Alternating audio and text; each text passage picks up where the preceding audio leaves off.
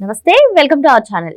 AP మాజీ ముఖ్యమంత్రి YS Jaganmohan Reddy గారు 2029 ఎన్నికల మేనిఫెస్టోలో మేము మావిగన్ని చేరుస్తాం, ఇక నుంచి టీడీపీ వర్సెస్ వైసీపీ కాదు, మావిగన్ వర్సెస్ అమరావతి, మావిగన్కి సపోర్ట్ చేసే వాళ్ళు మాకు ఓటు వేస్తారు, అమరావతికి సపోర్ట్ చేసే వాళ్ళు చంద్రబాబు నాయుడు గారికి ఓటు వేస్తారని చెప్పిన మరుసటి రోజే విజయవాడ రాజధానిగా అనడాన్ని ఎలా చూడాలి తెలుసుకునే ప్రయత్నం చేద్దాం. దీన్ని విశ్లేషించడానికి మనతో పాటుగా ఉన్నారు ఏపీ కమ్మ కార్పొరేషన్ డైరెక్టర్ అడిసిమెల్లి శ్రీనివాస్ గారు.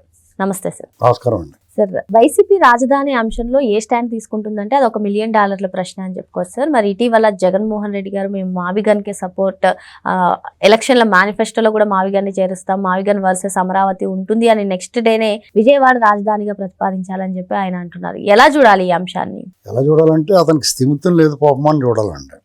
ఎందుకంటే రాజధాని ఇష్యూ కాదు, ఇంకా ఆల్రెడీ అమరావతి విషయంలో అసెంబ్లీ తీర్మానం జరిగింది. జగన్మోహన్ రెడ్డి సపోర్ట్ ఇచ్చాడు, అతను అధికారంలోకి వచ్చాడు, అతను ఎంత పెంట చేయాలనుకున్నా అంత చేశాడు, ఏమీ పీకలేకపోయాడు. కోర్టులో కూడా తన 3 రాజధానుల బిల్లు ఉపసంహరించుకున్నాడు. తర్వాత జనం అతను చీకొట్టారు, అతను ఓడించారు. ఇప్పుడు భారత ప్రభుత్వం రాష్ట్రపతి రాజముద్ర వేసింది, అమరావతి రాజధాని. ఇప్పుడే ఎందుకు వేశారు, అప్పుడేమైంది అనవచ్చు. 10 ఏళ్ల పాటు ఉమ్మడి రాజధానిగా హైదరాబాద్ ఉంది కాబట్టి అది కూడా అయిపోయింది. కాబట్టి ఇప్పుడు రాజధాని నిర్ణయించాల్సిన అవసరం వచ్చింది కాబట్టి భారత పార్లమెంట్ ఆ నిర్ణయం తీసుకుంది.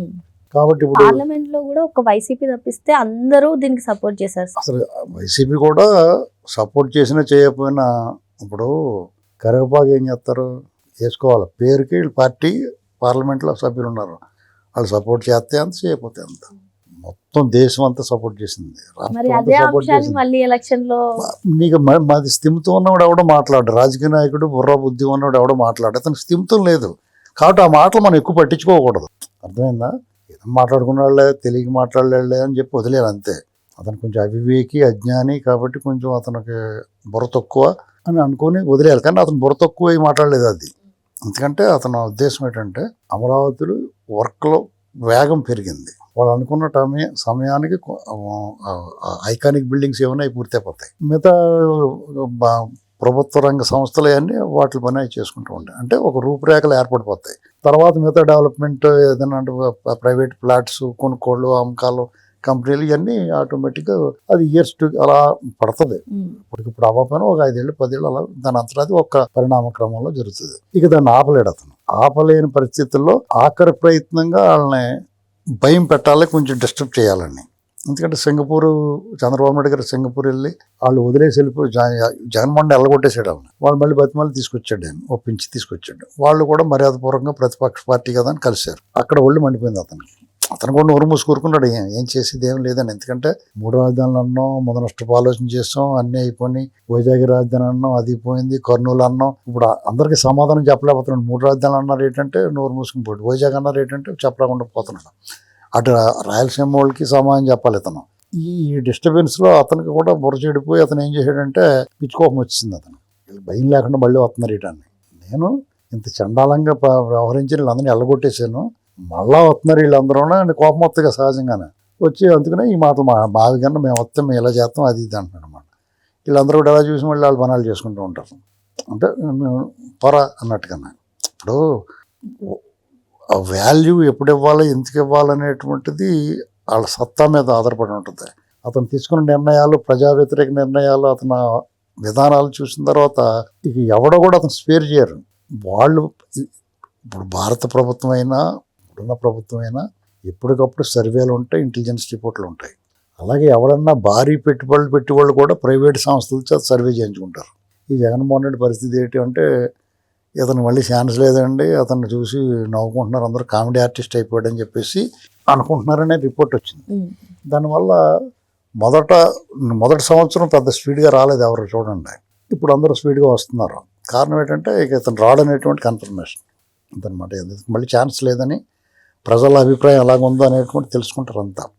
ఇతను తలకిందులుగా తప్ప చేసినా, పిల్లి మొగ్గలు వేసినా, మోకాళ్ళ యాత్ర చేసినా, ఏం చేసినా అతనికి ఛాన్స్ లేదు. ఎందుకంటే ఆ అవకాశాలన్నీ అతను డోర్స్ క్లోజ్ చేసుకుంటారు. అతను ఓటం అనేటువంటిది అదే చివరి మజిలీ కాదు. గెలిపోవటం అన్నీ సహజంగా ఉంటాయి, సహజం.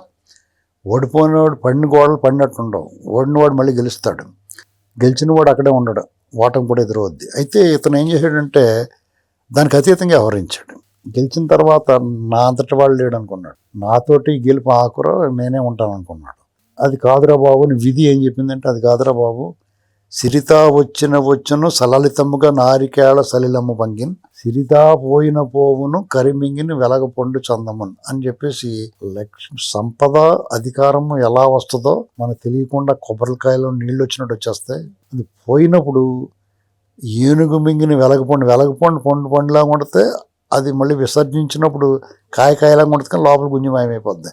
అలాగే అయిపోద్దిరా బాబు అని విధి అతనికి ఒక పాఠం చెప్పింది. అతను బుర్రపాడైపోయేలాగా రిజల్ట్ వచ్చింది. అప్పుడు ఏం చేయాలి, ఎవడన్నా ఎందుకు ఇలా ఓడిపోయాం, ఎందుకు ఇలా జరిగింది, మన విధానాలు కరెక్ట్ కాదా, ప్రజలు మనల్ని యాక్సెప్ట్ చేయలేదు, ఎందుకు మన విధానాలను వ్యతిరేకించే ప్రజలు ఎంత తిరుగుబాటు ఎందుకు వచ్చిందని ఆలోచించుకోవాలి.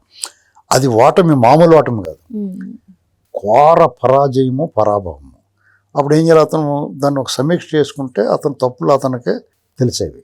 అయితే అతనిలో ఏ మార్పు రాలేదు, అతను సమీక్ష చేసుకోలేదు, అతని పశ్చాత్తాపం లేదు, పరివర్తన లేదు, ఏమీ లేదు. అదే విధానం కొనసాగిస్తున్నాడు, అదే మాటలు మాట్లాడుతున్నాడు, అదే తలకాయలు తీసేస్తానంటున్నాడు. 2024 నాటికి పరిస్థితి కంటే కొత్తగా మార్పు ఏం లేదు సరికదా, ఇంకా విపరీతాలు పెరిగినాయి. కాబట్టి అతను ఏ రకంగా వస్తాడని వాళ్ళ మనుషులు అనుకుంటలేదు, అతన్ని గుడ్డిగా ఫాలో అయ్యే వాళ్ళు కూడా అనుకుంటలేదు. వాళ్ళందరినీ సంతృప్తి పరచడానికి, వాళ్ళందరినీ మానసిక ఉల్లాసం కలిగించడానికి ఈ మాటలన్నీ మాట్లాడుతున్నాడు అతను, అంతే.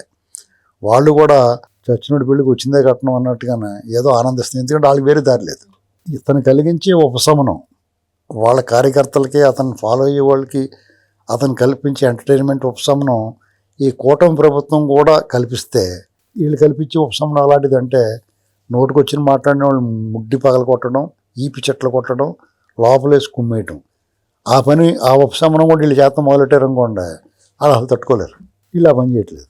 అదైనా చేసిన రామಣ್ಣం లేకపోతే ఇలాంటి అరెస్ట్ చేసి వాళ్ళని కూడా చాలా మర్యాదగానే రాష్ట్ర పర్యటన చేస్తున్నారు తప్ప వాళ్ళని హింసించట్లేదు. దానికే ప్రకాష్ రాజ్ లాంటి వచ్చి జస్ట్ ఆస్కింగ్ అని ప్రశ్నించి జనాలు చూస్తున్నారు అంటున్నాడు. జనాలు చూస్తున్నారండి, జగన్ చేసి శాస్త్రాలు చూస్తున్నారు, అతని విధ్వంసకర విధానాలు చూస్తున్నారు. అతను మొగుండు కొట్టు మొగసాలు ఎక్కినట్టుగా రాజధాని శ్మశానం అన్న వాళ్ళు పరిరక్షణ సమితి పెట్టి వెళ్తాం, తెలుగుదేశం ప్రధాన కార్యాలయాన్ని ధ్వంసం చేసిన వాళ్ళని కూడా వేసుకు తిరగటం చూస్తున్నారు, రౌడీ షీట్లని ఇతను పరామర్శించడం చూస్తున్నారు, సమాజానికి సంఘ వ్యతిరేక శక్తులకి ఈయన ఇచ్చే మద్దతు చూస్తున్నారు. ఇలాంటివన్నీ గమనిస్తున్నారు ప్రజలు. కాబట్టి అతనికి ఈసారి కూడా ఇవ్వమండి అంటున్నారు. అర్థమైందా? ఇలాంటి వాళ్ళు వెనకాల ప్రకాష్ రాజులోకి రావటం వల్ల ప్రకాష్ రాజు బొమ్మ కూడా అందరికీ అర్థమవుతుంది. ఎన్నాళ్ళు అతను ఒక సైడే చూడన్నాడు బాలకృష్ణ, అలాగే బాలకృష్ణ సినిమాలో అన్నాడు కదా, నువ్వు ఒక సైడే చూడకూడదు, రెండు వైపులో చూసి మాట్లాడాలా, వాళ్ళు మాట్లాడిన మాటలు తప్పురా బాబు అని మాట్లాడకూడదని చెప్పాలి. అవి చెప్పకుండా నువ్వు ట్వీట్లు వేసి అవి వేసి జస్ట్ ఆస్కింగ్ అంటే పొరా పుస్కి అంటారు. అదన్నమాట. మరో అంశంతో మళ్ళీ కలుద్దాం. Thank you sir.